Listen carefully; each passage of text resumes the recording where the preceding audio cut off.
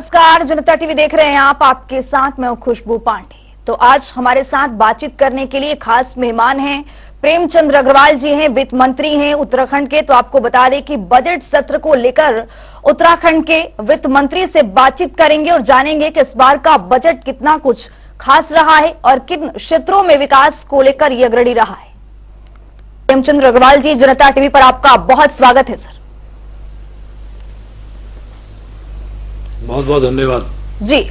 प्रेमचंद्र अग्रवाल जी, सबसे पहला मेरा सवाल ये कि आपने इस बार का बजट पेश कर दिया है, ये बजट कितना कुछ उत्तराखंड को लेकर खास रहने वाला है? इस बजट में किन किन वर्गों का ख्याल रखा गया है? देखिए, आप जानते हैं कि हमारा 2024-25 का बजट जो अभी तक का सबसे बड़े आकार का बजट मैं कह सकता हूं, 89,230 करोड़ का बजट हमने इस बार प्रस्तावित किया है। और इसमें सभी वर्गों का हम लोगों ने ध्यान रखा है जी, क्योंकि हम लोग प्रतिबद्ध हैं अपने उत्तराखंड के विकास के लिए। माननीय मुख्यमंत्री जी के मार्गदर्शन में हमारा ये उत्तराखंड राज्य कैसे आगे बढ़े, उनके नेतृत्व में ये उत्तराखंड कैसे आगे बढ़े, ये हमारा संकल्प है। और जिस प्रकार से माननीय प्रधानमंत्री आदरणीय मोदी साहब का एक मूल मंत्र है, सबका साथ, सबका विकास, सबका विश्वास और सबका प्रयास, उस मूल मंत्र के साथ हम लोग काम कर रहे हैं। और इस बजट में भी हमने सभी वर्गों के लिए, सभी क्षेत्रों के लिए, सभी के लिए इसमें बजट का प्रावधान किया है। और मैं कह सकता हूं ये समावेशी बजट है, जनता के हित का बजट है। क्योंकि आप जानते होंगे कि जब से मेरा ये वित्त मंत्री का दायित्व मैंने संभाला जी, तब से लगातार जनता के साथ हम लोग संवाद करते हैं। बजट से पहले स्टेक होल्डर से हम लोग बातचीत करते हैं, हितधारकों से हम बातचीत करते हैं, सभी वर्गों से बातचीत करने के बाद और फिर हम बजट प्रस्तुत करते हैं। यानी कि सभी बातों को जो महत्वपूर्ण सुझाव हमें जनता से मिलते हैं, हितधारकों से मिलते हैं, सभी लोगों से मिलते हैं जी, और सभी से चर्चा विमर्श करने के बाद फिर हम बजट प्रस्तुत करते हैं। तो मैं ये कह सकता हूं ये जनता का बजट है, जनता के लिए बजट है। और अच्छी बात यह है कि आपके चैनल का नाम भी जनता टीवी है जी। तो इस नाते मैं कह सकता हूं जनता का बजट और जनता के लिए बजट और जनता टीवी पे मैं अपनी बात रख रहा हूं। प्रेमचंद्र अग्रवाल जी, मेरा सवाल ये कि यहाँ पर लोकसभा चुनाव को देखते हुए लगातार कई सवाल खड़े हो रहे हैं। यहाँ पर आपका विपक्ष जो है वो हमलावर है, वो ये कह रहे हैं कि इस बजट में कुछ खास नहीं है और यहाँ पर आप इस बजट में महिलाओं का खासा ध्यान रखें। तो क्या ये लोक लुभावन बजट है? महिलाओं को इसमें खासकर ध्यान रखना और ऊपर से जो विपक्ष है वो लगातार हमलावर है, क्या कहेंगे आप? देखिए, हमारे जो विपक्ष के साथी है, राष्ट्रीय परिप्रेक्ष्य में मैं देखूं तो एक जातिवादी राजनीति करने का काम अभी विपक्ष हमारे सामने कर रहा है जी। ऐसे में माने प्रधानमंत्री जी ने एक बहुत बड़ी बात कही है, एक नई पहल की है। उन्होंने कहा मेरे सामने 4 जातियां हैं और 4 जातियों को कैसे उन्होंने परिभाषित किया, और एक शब्द में उन्होंने जोड़ा ज्ञान। और ज्ञान को यदि मैं परिभाषित करूं, G फॉर गरीब, Y फॉर युवा, A फॉर अन्नदाता और N फॉर नारी जी। और उन्होंने ये भी कहा कि हम यदि 4 इन जातियों का या 4 वर्गों का, 4 इस श्रेणी के लोगों का हम लोग ध्यान रखेंगे तो हमारा क्षेत्र, हमारा प्रदेश, हमारा देश विकसित होगा। हम अब बढ़ते हुए और इस विकसित भारत के लिए इस उत्तराखंड की भी आहुति डाल रहे हैं। इस बजट में इन 4 को हमने बहुत अच्छे ढंग से परिभाषित किया है, इनके लिए प्रावधान किया है। और आप देखिए कि हम लोग अक्सर ये कहते हैं कि हमारा बजट जेंडर बजट कहलाता है जी। तो नारियों के लिए, महिलाओं के लिए तो हम वैसे भी अपने आप में उनके सशक्तिकरण के लिए काम करते हैं। चाहे हमारे लखपति दीदी की हम बात करें, चाहे गौरव देवी कन्या धन योजना की हम बात करें, चाहे महिलाओं को आगे बढ़ाने की बात करें, आत्मनिर्भर हमारी बहनें हो, हमारी मातृशक्ति हो, उसके लिए बहुत अच्छा प्रावधान हमने इस बजट में किया है। और मैंने कहा ना, ज्ञान यानी कि गरीब, युवा, अन्नदाता यानी किसान और नारी, इन 4 को हमने बहुत अच्छे ढंग से इसमें हमने प्रावधान किया है। और उसके साथ साथ मैं यदि कहूं कि हम लोग जो हमारा संकल्प रहा है, हमारा दृष्टि पत्र जो रहा है भारतीय जनता पार्टी का, आप हमारे इस बजट में भी देख सकते हैं कि जो हम वायदा करते हैं वो करते भी हैं, उसी का कहीं ना कहीं दर्शन या वो कहीं ना कहीं हमारे इस बजट में कहीं ना कहीं आपको दिखाई देगी।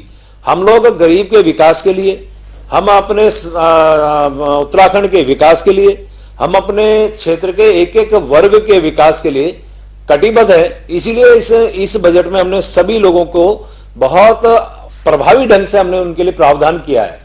और यदि आप कहें तो मैं एक छोटा सा उदाहरण आपके सामने रख सकता हूं जी। हमारे सामने, क्योंकि ये देवभूमि है, आज मैं ये बात भी कह सकता हूं कि अभी हमारे यहां पिछली बार चारधाम यात्रा गई, उसमें 56 लाख लोगों ने दर्शन किए। हमारे यहाँ कांवड़ यात्रा होती है, लाखों नहीं करोड़ों लोग उसमें आते हैं, और हर दिन कोई ना कोई हमारे यहाँ लोगों का आना जाना रहता है, चाहे गंगा स्नान के रूप में या अन्य किसी त्योहार के रूप में। तो यानी कि बाहर से आने वाले लोगों का मूवमेंट बहुत है।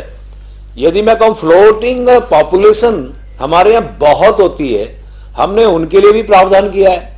हमने जो निराश्रित पशु जो हमारे सड़कों पे घूमते हैं, जिनसे एक्सीडेंट का भी खतरा रहता है, जिनसे हमारे उन पशुओं को भी हानि होती है, जिनसे किसानों को भी नुकसान होने की संभावना रहती है जी। हमने उनके लिए भी गौशालाएं बना के, और उसके लिए भी पहले के अपेक्षा पिछली बार पहली बार 5 करोड़ का बजट गौशालाओं के लिए हमारी सरकार ने दिया था। इस बार बढ़ा के हमने उसके लिए भी प्रावधान किया है।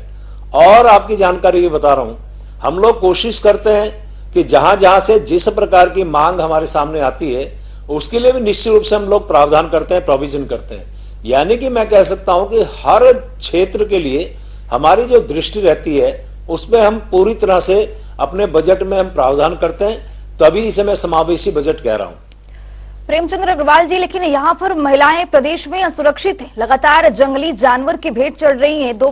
अगर आंकड़ा की बात करें, पिछले 2 महीने के आंकड़े निकालकर देख लीजिए, यहाँ पर लगातार जो जानवर हैं वो हमला करते हैं, यहाँ पर असुरक्षित है वो। क्या कहेंगे आप?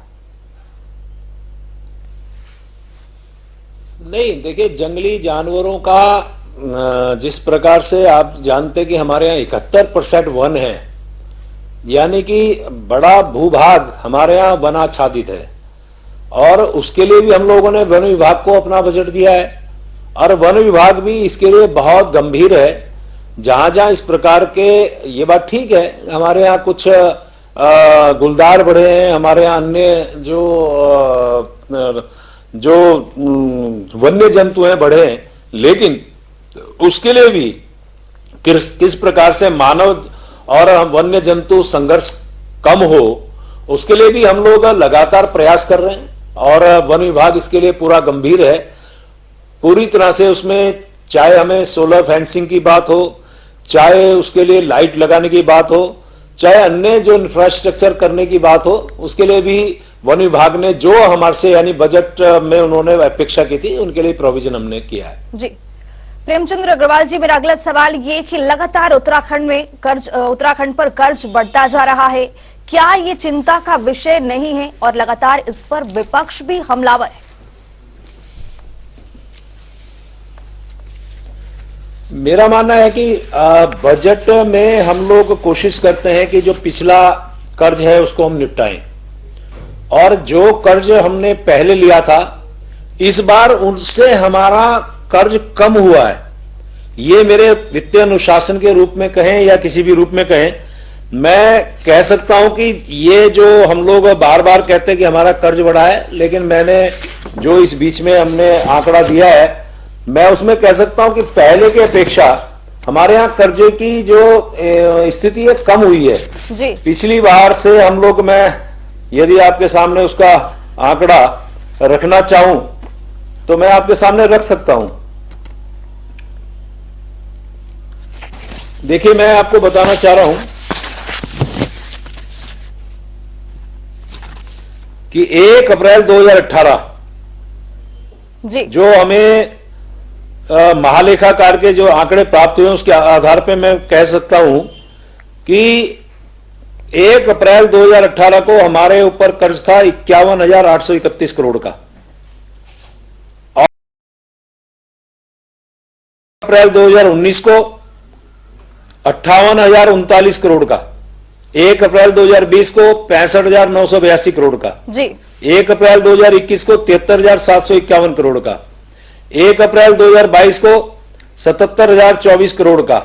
यानी कि यदि इसका हम क्रम देखें तो 2019 में 6208 करोड़ की वृद्धि हुई, अगले वर्ष में 7,943 की वृद्धि हुई, अगले वर्ष 7,769 करोड़ की वृद्धि हुई, और उसके अगले साल जब मैं वित्त मंत्री बना था उसमें आप देखिए कितना कमी आई है, 3273 करोड़ की वृद्धि हुई है मात्र जी। और 1 अप्रैल 2023 में यह वृद्धि मात्र 1484 करोड़ की है। तो ये मैं कह सकता हूं कि हमने पूरी तरह से हमने कोशिश की है, किसी भी तरह से हम लोग अपने सोर्सेज बढ़ाएं, हमने अपने सोर्सेज बढ़ाई है। आप देखिए जीएसटी, आबकारी, पर्यटन और खनन, यही बहुत बड़े जिनको कह सकता हूं यही सोर्सेज हमारे पास हैं। जीएसटी में यदि मैं बात करूं तो हमने 15% का इजाफा जीएसटी के पिछले वर्ष की तुलना में इस बार किया है। हमने इसी प्रकार से बिल लाओ इनाम पाओ एक स्कीम हमारे यहां चला रहे हैं, ताकि जनता ज्यादा से ज्यादा जब सामान खरीदे बिल ले, और बिल लेगी तो निश्चित रूप से जीएसटी हमें मिलेगा, और उस बिल के अगेंस्ट हम उनको इनाम दे रहे हैं। 10 करोड़ रुपए तक के इनाम हमारी सरकार यानी वित्त मंत्रालय पूरे प्रदेश के लोगों को मुहैया करा रही है। अभी तक अनेकों हर महीने हम इसकी लॉटरी निकालते हैं, ऑनलाइन लॉटरी निकालते हैं, हर महीने लोगों को आकर्षक पुरस्कार हम लोग देते हैं। यानी कि जीएसटी पहले से बढ़ा है, और मैं कह सकता हूं पहले की तुलना में, जैसे मैंने आपको आंकड़ा दिया, पहले की तुलना में हमने जो है ऋण की जो स्थिति है पहले से हमने कम की है। प्रेमचंद अग्रवाल जी, कार्य मंत्रणा समिति की बैठक में पहली बार विपक्ष शामिल नहीं हो रहा है, ऐसा क्यों? देखिए, पिछले वाले सत्र में हमारा कार्य मंत्रणा समिति की बैठक चल रही थी जी। उसमें चूंकि आप जानते हैं कि विपक्ष और हम लोग सब उसमें बैठक में थे, तो मैंने एक प्रस्ताव रखा कि हम सत्र में यूसीसी कानून के लिए विधेयक लाना चाहते हैं। विषय चल रहा था, बातचीत चल रही थी, इसी बीच में विपक्ष वहां से उठ के चला गया, जैसी उनकी अपनी आदत है। अभी आप देखिए सत्र हुआ है, बातचीत करते करते वॉकआउट कर देते हैं।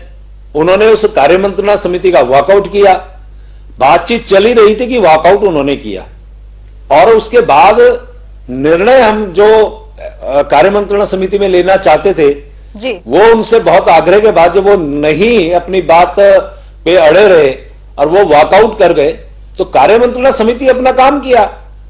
उन्होंने बाद में जानकारी मिली कि इस्तीफा दिया, और उसके बाद जब ये सत्र शुरू हुआ 25 तारीख को कार्य मंत्रणा समिति की बैठक होनी थी, और उनको हमारे विधानसभा सचिवालय द्वारा अनेकों बार प्रयास किया है टेलीफोन करके कि आप आइए, कार्य मंत्रणा समिति की बैठक करनी है। और आप सभी जानते हैं कि जब भी कभी कोई हमारा सत्र होता है उससे पहले हम कार्य मंत्रणा समिति की बैठक करके और कार्यसूची तय करते हैं, लेकिन उसके बावजूद उन्होंने अपना समय निर्धारित नहीं किया, क्योंकि हम उनकी सुविधानुसार समय निर्धारित करना चाह रहे थे। उसके बाद माननीय मुख्यमंत्री जी ने उनसे बातचीत करने का प्रयास किया, स्विच ऑफ था। मेरे द्वारा स्वयं उनसे 5:08 पे उनको टेलीफोन किया गया जी। उनके नेता प्रतिपक्ष और माननीय बहुत वरिष्ठ नेता कांग्रेस के प्रीतम सिंह जी, जो पूर्व में नेता प्रतिपक्ष भी रहे हैं, प्रदेश अध्यक्ष भी रहे, उनसे मेरी बातचीत हुई। उन्होंने कहा हम आपको आधे घंटे में बताएंगे।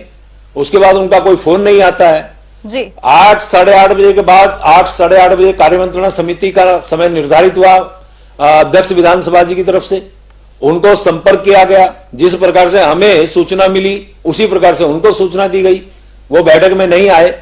अब इसका मतलब यह है कि वो किसी भी काम में रुचि नहीं लेते हैं। इसके बाद कार्य मंत्रणा समिति हुई, सदन चला एजेंडे के हिसाब से। उसी बीच में कार्य मंत्रणा समिति की एक और बैठक होनी थी, उनको प्रॉपर सूचना दी गई, जबकि वो विधानसभा में इस विषय को उठा चुके थे। उसके बाद सारी विषय सदन के सामने मेरे द्वारा भी, माननीय अध्यक्ष विधानसभा द्वारा भी रखा गया।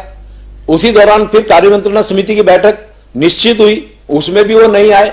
यानी कि किसी बात को भ्रमित करने के लिए, यानी भ्रामक प्रचार करने के लिए वो अपना हथियार इस्तेमाल करते हैं अपना भ्रामक प्रचार करने के लिए वो इसको अपना हथियार समझते हैं। और उसी प्रकार से आज भी आप देखिए कि निश्चित रूप से हर बार उनसे संपर्क किया गया, लेकिन उन्होंने कार्य मंत्रणा समिति में आना गवारा नहीं समझा। मैं तो आपके माध्यम से फिर से अपील कर रहा हूं उनसे कि अगली बार जब भी इस प्रकार का जब भी सत्र होगा, कार्य मंत्रणा समिति में आपका महत्वपूर्ण स्थान है, आप आइए, क्योंकि एजेंडा कार्य मंत्रणा समिति तय करती है, आप उसमें महत्वपूर्ण अंग है। जी प्रेमचंद्र अग्रवाल जी, 100 शक्तिशाली भारतीयों के सूची में मुख्यमंत्री पुष्कर सिंह का नाम आना, इस अचीवमेंट को आप कैसे देखते हैं और ऐसा उन्होंने क्या कुछ किया है कि 100 शक्तिशाली भारतीयों की सूची में उनका नाम आया है? देखिए, जिस प्रकार से माननीय हमारे मुख्यमंत्री लगातार इस प्रदेश के विकास के लिए, प्रदेश के लिए काम कर रहे हैं, मैं समझता हूं कि पूरे प्रदेश के अंदर उनका दौरा होना, पूरे प्रदेश की जनता से उनका सीधा संवाद होना, पूरे प्रदेश की जनता के लिए हर टाइम उपलब्ध होना जी। और छोटी से छोटी और बड़ी से काम, बड़े से बड़े काम को उनके द्वारा करना, उन्हीं के नेतृत्व में अनेकों ऐसे कड़े कानून यहाँ पे लाए गए। अब यदि आप बात करें, हमारे यहाँ यूसीसी पहला प्रदेश है जो पूरे देश के अंदर जो यूसीसी विधानसभा में लाया गया, उसको पारित किया गया जी। ये पहला प्रदेश है जो नकल के लिए बहुत बड़ा कानून, कड़ा कानून इस प्रदेश से में लागू हुआ। ये पहला प्रदेश है जहां धर्मांतरण पे कड़ा कानून यहाँ पे लाया गया। ये पहला प्रदेश है जहां पे अनेकों भ्रष्टाचार में लिप्त लोगों को जेल में डाला गया। ये पहला प्रदेश है कि जहां जीरो टॉलरेंस के आधार पे हमारी सरकार चल रही है। यानी कि मैं एक एक यदि बात कहूं तो लंबा विषय होगा कि ये सभी माननीय धामी साहब के नेतृत्व में जिस प्रकार से प्रदेश आगे बढ़ रहा है, और उन्होंने एक बात कही है, विकल्प रहित संकल्प, एक मूल मंत्र उन्होंने दिया है। और क्योंकि हम लोग जो संकल्प लेते हैं उसको पूरा करने का काम करते हैं, उनके नेतृत्व में एक सरकार काम कर रही है। एक युवा मुख्यमंत्री है, विजनरी मुख्यमंत्री हैं, काम करने वाले मुख्यमंत्री हैं और हर समय जनता के बीच में उपलब्ध रहने वाले मुख्यमंत्री हैं। तो ऐसे में हमारे माननीय मुख्यमंत्री का इस प्रकार से लिस्ट में नाम आना हमारे लिए बड़े गर्व की बात है। मैं उनको बधाई दे रहा हूं। बहुत बहुत शुक्रिया प्रेमचंद्र अग्रवाल जी, जनता टीवी पर जुड़ने के लिए और अपनी बात रखने के लिए।